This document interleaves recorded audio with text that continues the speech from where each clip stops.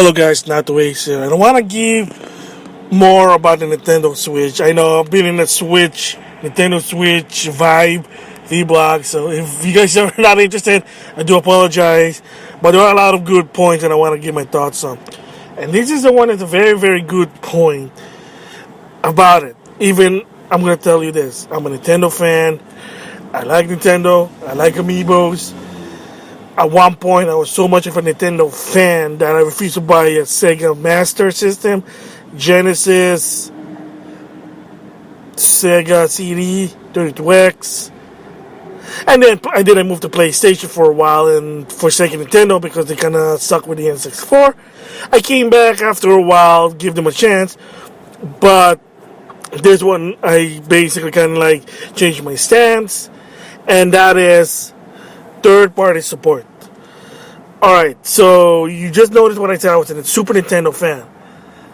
Here's the thing. Third-party support.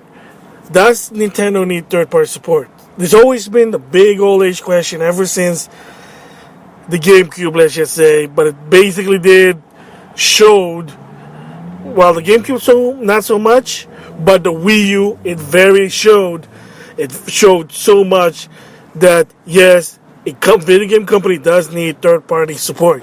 Can't rely on your first party, and that's it, and it showed. And for people who don't know what happened, the gist of it is, they weren't making a lot of money. Because, well, a lot of gamers who are basically makes a lot of money, I do apologize, and don't mind multiple console, they treat Nintendo as a secondary console, and I'll explain about it. So the common question is, Nintendo does need third-party support. And that's in any company. Sony and Microsoft also, same deal. I mean, Sega in the past, TurboGrafx, what else? Neo Geo. But you can't rely on your own first-party game. You gotta need a variety of games. So of course, you need third-party support. So the question there is, if you're a Nintendo fan, or let's just say a gamer who have multiple console, and of course the most common thing that most people do when they buy a gaming console is you buy either a we'll use the current generation. Well, we'll use the previous one. Let me see. Okay, you know what? Yeah, this gen. Okay, I do apologize. This generation with the Wii U. Okay, kind of confusing, I know. Alright, so let's say mostly people who have a PlayStation 4 or an Xbox One, they would buy a second console, which is the Wii U, as a secondary console to complement the other two, or take it back, just so they can play those Nintendo games. And that's, to some extent, you say, well, at least people are buying it for a secondary console. I'll explain that later. So basically what this is for people who are kind of new to gaming, is that most gamers, especially if you grew up with gaming, especially with Nintendo to some extent, is what would happen now is that the majority of people who makes a lot of money, again, the reason I'm apologizing about this economy part, because I'll explain that later, is, say, a guy will buy a PlayStation 4, he'll buy some Sony exclusive game like Order 1886, that's popped in my head, Ratchet and Clank, Knack, and then, of course, there's a lot of third-party games, such as Final Fantasy 15, Call of Duty Infinite Warfare, Resident Evil 4, 7, you get the idea what I'm trying to say here, because the games are there. And then this guy probably grew up with Nintendo. Now he's gonna buy a Wii U. Also, I can play Super Mario 3D World, Super Smash Bros. Wii U, and Hyrule Warrior, complementing that main console. And there you go. You might say, well, that's not a problem. Well, like I said, if you're making a lot of money and you can afford multiple consoles, that's great. But here's the thing. Not everyone can afford multiple console. There are gamers who can only afford one.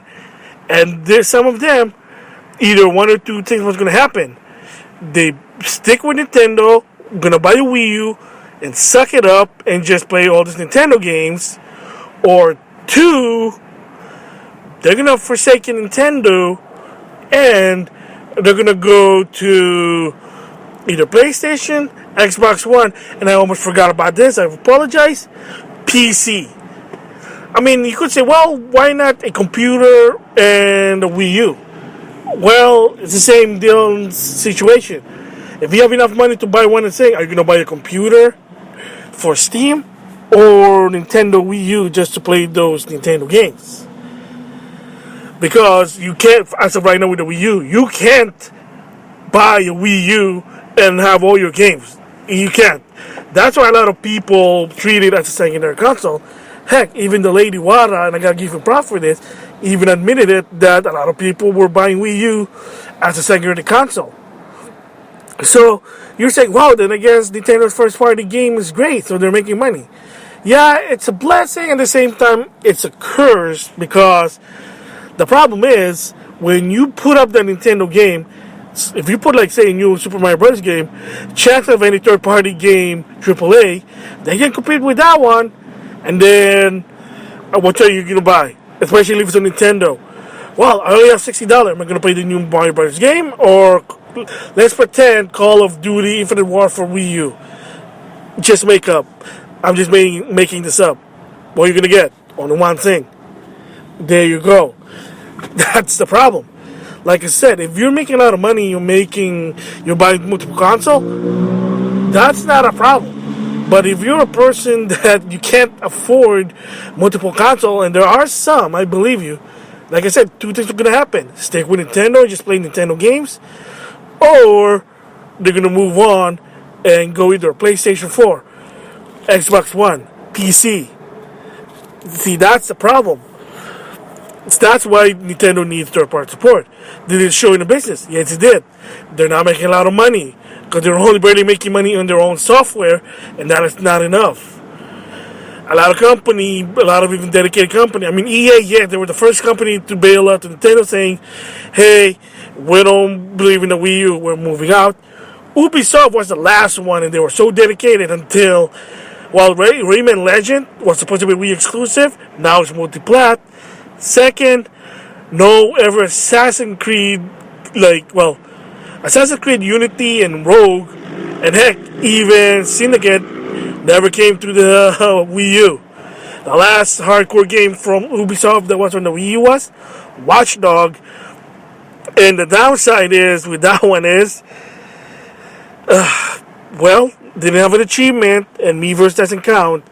Second is the lack of DLC. Yes, what the sad part with the Wii U is, they were known for having some third-party game, but a lot of DLC were basically omitted. Easy common one was Assassin's Creed 3, did not really have a lot of the DLC.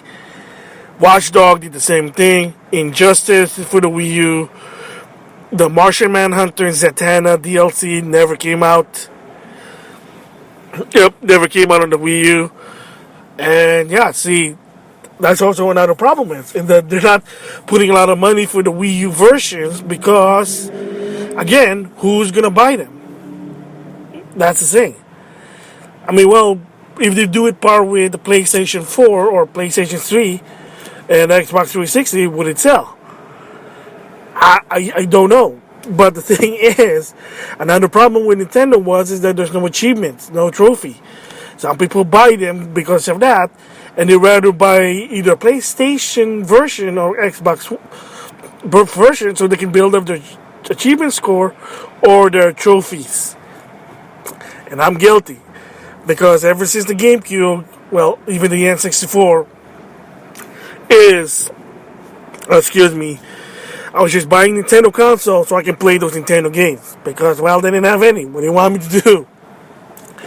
I mean, another guy that I can say, kudos to him that he tried to do was, he did a Wii U diet. And for people who don't know what a Wii U diet means, is that you're only going to buy third-party games on the Wii U to show support. Hey, people want third-party games on the Wii U. But the problem is, with the Wii U, at one point, like I said, I already told this story before. I think, yeah, I'll tell it again.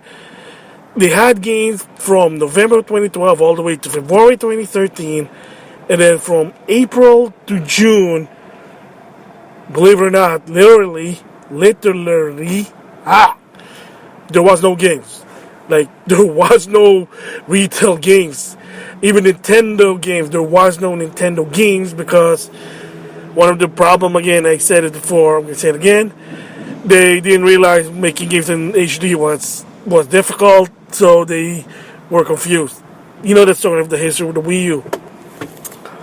So, if the console itself is easy to develop, it has some sort of system-based achievement like my Nintendo, and the price is right, and it can compete with the PS4 and the Xbox One.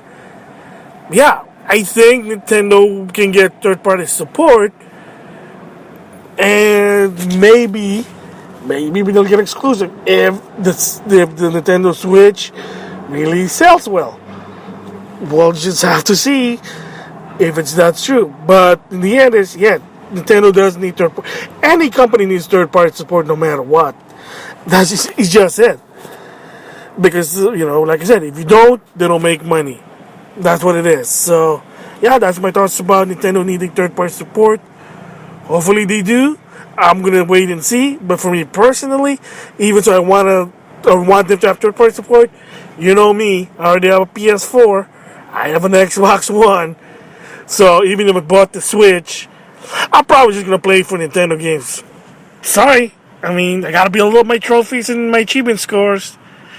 Unless my Nintendo has something new they're going to do with it. I just have to wait and see. So with that, thanks for listening. That's it for now. I'll see you guys later. Bye.